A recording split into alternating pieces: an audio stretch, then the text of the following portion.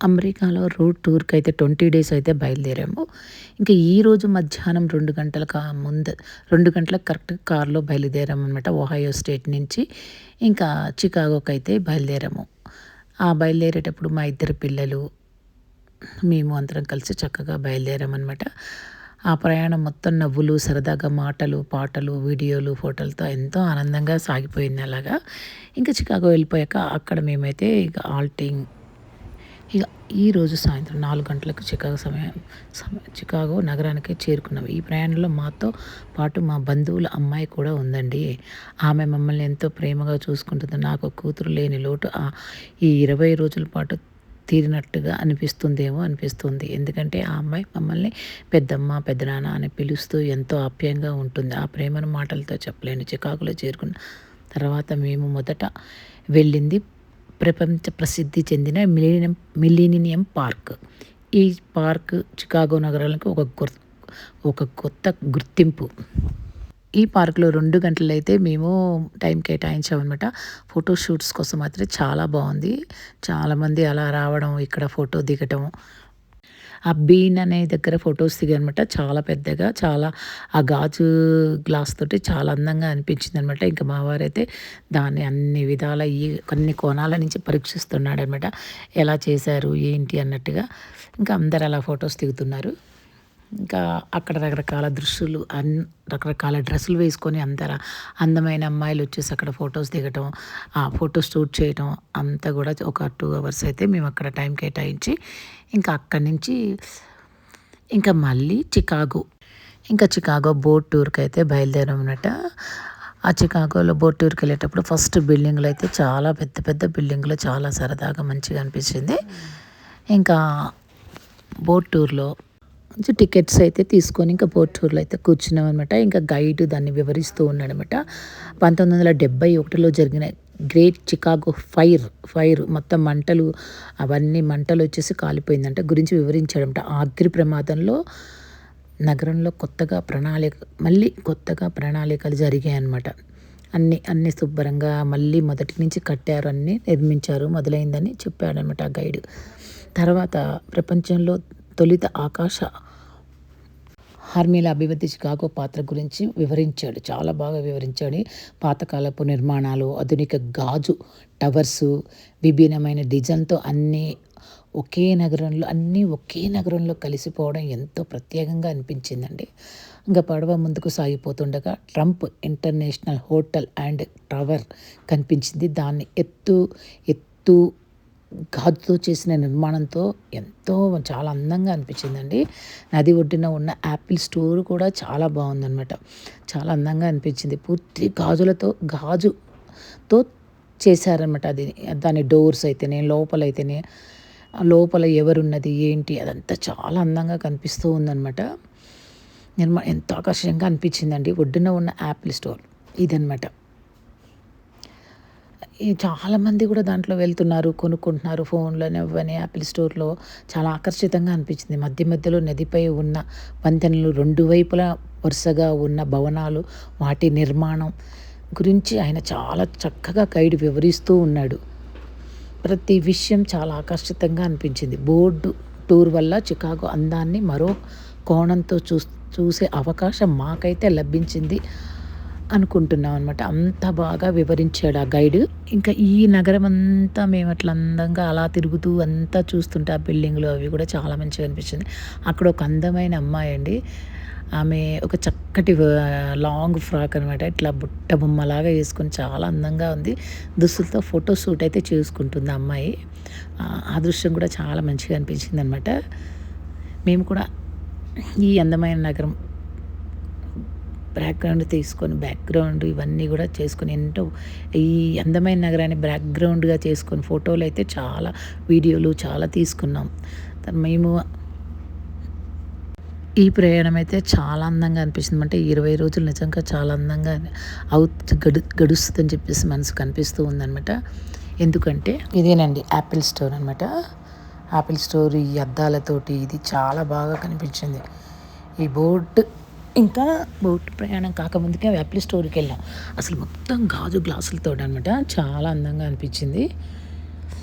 లోపల కూడా చూడండి అసలు ఎన్ని వేల మంది షాపింగ్ చేస్తున్నారు, ఫోన్లు కొంటున్నారు, అన్నీ కూడా యాపిల్ స్టోర్‌లో దాంట్లో ఉన్నయన్నీ బాగా కొంటా ఉన్నారు. అబ్బోయ్! ఒక టూర్‌కొచ్చి ఇంత ఇదిగా కొనడం అనేది చాలా ఆశ్చర్యం అనిపించింది నాకైతే. కానీ భలే ఉందండి యాపిల్ స్టోర్ అయితే. చికాగో నగరానికొస్తే ఈ యాపిల్ స్టోర్ అయితే రమైన షాప్‌లాగా అనిపించదు. పూర్తిగా గాజుతో చేసిన అదురికమైన డిజైన్‌తో చాలా వెడల్పు మెట్లు నది వైపు చేరుకునే ఓపెన్ స్కిప్ చాలా అందంగా ఉంటాయండి. చాలా అందంగా అనిపించింది కూడా. ఇది ప్రపంచ సిద్ధి చెందిన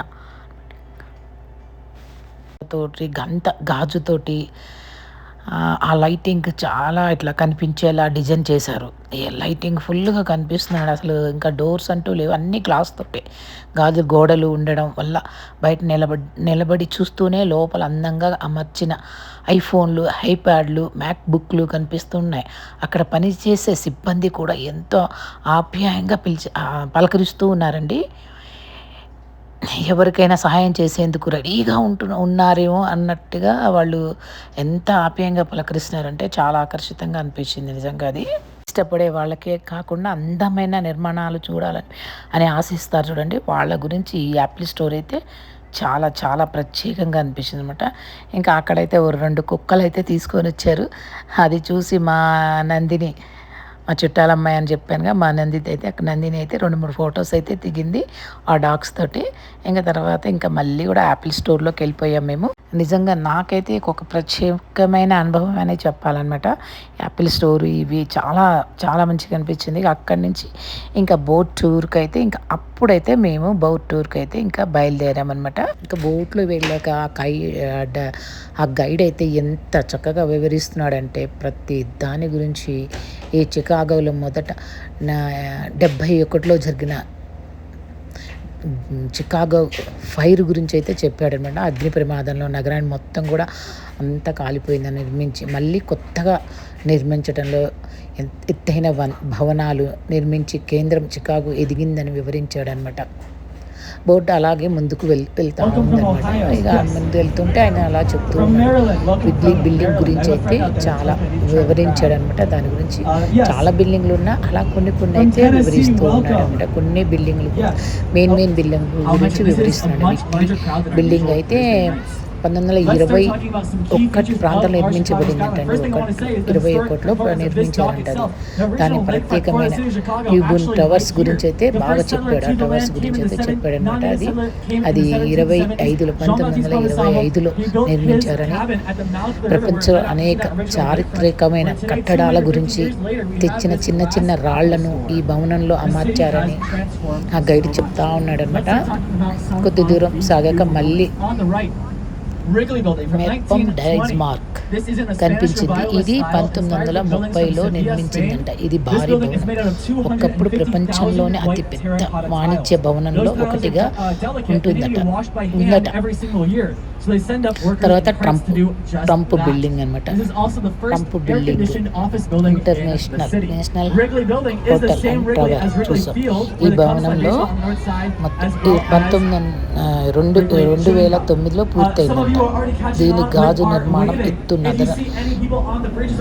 ఇది గాజు గ్లాసులతో నిర్మించారు కదంటే ఆ ఎత్తుగా చాలా హైట్గా ఉంది. అది మళ్ళీ ఆ వాటర్లో కనిపించడం చూడండి, అది చాలా అద్భుతంగా అనిపించింది. తర్వాత మెరీనా సిటీ అనే 2 గుండ్రటి టవర్లను అయితే చూసామండి. వీటిని చాలామంది టవర్స్ అని కూడా అన్ని పిలుస్తూ ఉంటారంట. ఎందుకంటే ఇవి మొక్కజొన్న కంకిలా కనిపిస్తాయి. ఇది 1964లో నిర్మించిన ఈ టవర్లు చికాగో ఒక గుర్తుగా నిలిచాయి. ఒక్కొక్క ఆసక్తికరమైన విషయాలు చికాగోలోని వంతెనలు ఈ వంతెనలు కూడా అవసరమైనప్పుడు పైకి లేచేలా నిర్మించబడ్డాయి. పెద్ద పడవలు వెళ్ళేటప్పుడు ఈ వంతెనలు పైకి ఎత్తుతూ ఉంటారన్నమాట. ఈ బోట్ టూర్ ఒక ప్రత్యేకమైన అలా గైడ్ వివరిస్తున్నాయి అన్నీ అలా హైట్ బిల్డింగ్లన్నీ ఆ నీళ్ళల్లో కనిపిస్తుంటే చాలా అందంగా అనిపిస్తుంది. అలా చూసుకుంటూ ఫోటోలు వీడియోలు అసలు బాగా సరదాగా అనమాట, చాలా సరదాగా అనిపించింది. మళ్ళీ మధ్యలో మధ్యలో ఆ గైడ్ వేస్తున్న జోక్స్, మీకు ఏమైనా ఇంకా గైడ్ ఇంకోటి కూడా చెప్పాడనమాట, మీకు ఏమైనా డౌట్స్ ఉంటే మీరు క్లియర్ చేసుకోండి, మీకు ఏ డౌట్స్ ఉంటే క్లియర్ చేసుకోండి అని కూడా అడిగాడు అనమాట. ఇంకోటి మీరు ఎక్కడి నుంచి, ఏ ప్రదేశం నుంచి, ఏ దేశం నుంచి వచ్చారు అని ఒక్కొక్కళ్ళని అలా అన్నీ కనుక్కోవడం చేయడం కూడా మంచి, అంటే బోరు మధ్యలో మధ్యలో బోరు లేకుండా ఆ గైడ్ అట్లా అనడం కూడా చాలా సరదాగా గడిచిపోయింది. చూసారండి బిల్డింగ్లు ఎంత పెద్దగా ఉన్నాయో. ఒక బోట్లో అందరు కూర్చోటమే కాదండి, సింగిల్ బోట్స్ కూడా తీసుకొని అట్లా పడవలాగా తీసుకొని అందరూ వెళ్తూ అందమైన ప్రదేశాలు చూస్తారు. ఇంకొంతమంది ఏమో ఒక 10 మంది 20 మంది ఒక గ్రూప్గా చేరి క్లాస్గా ఒక బోట్ తీసుకొని దాంట్లో మ్యూజిక్స్ అవి ఫుడ్ లంచ్ అన్ని ఏర్పాట్లు అట్లా చేసుకుంటూ అట్లా వాళ్ళు అట్లా ట్రావెల్ అవుతూ ఉన్నారు. అదొక సరదా. అట్లా అందరు వెళ్తూ ఉన్నారు. మేమైతే అందరు కూర్చుని అట్లా బోట్లో అయితే బయలుదేరాం అనమాట. ఇదిగోండి ఇట్లా ప్రతి దాని గురించి ఒక ప్రత్యేకంగా చెప్తున్నాడు. నిజంగా ఇదిగోండి ఈ వంతెనే చెప్పాను కదా, ఇదే వంతెన అనమాట. అది వీలైనప్పుడు అలా పైకి వెళ్ళిపోతూ ఉంటుంది మేడం. మనకి కన్యాకుమారిలో ఎలా అయితే బ్రిడ్జ్ పైకి వెళ్తుందో అలాగే ఇది చిన్న బ్రిడ్జ్ అనమాట, అలా పైకి వెళ్ళిపోతూ ఉంటుంది అనమాట. ఇది బ్రిడ్జ్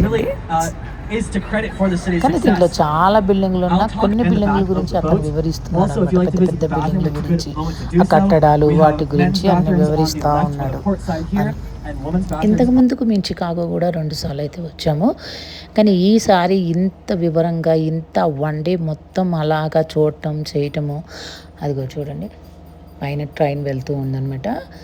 ఆ వంతెన దగ్గరికి రాగానే ఆ వంతెన మీద నిలబడ్డ జనాలు కూడా కేకలేస్తూ ఉన్నారన్నమాట. ఇక్కడ బోట్లో కూర్చున్న వాళ్ళందరం కూడా వాళ్ళెవరో మనలో, కానీ అందరూ అలా కేకేయడం చేయడం సరదాగా అనిపించింది. కానీ అమెరికా వచ్చాక ఈ చికాగో బోట్ ప్రయాణం ఎప్పటికీ లైఫ్లో గుర్తుండిపోయేటట్టు చాలా అందంగా, చాలా సరదాగా అనిపించింది, చాలా మంచిగా అనిపించింది అనమాట.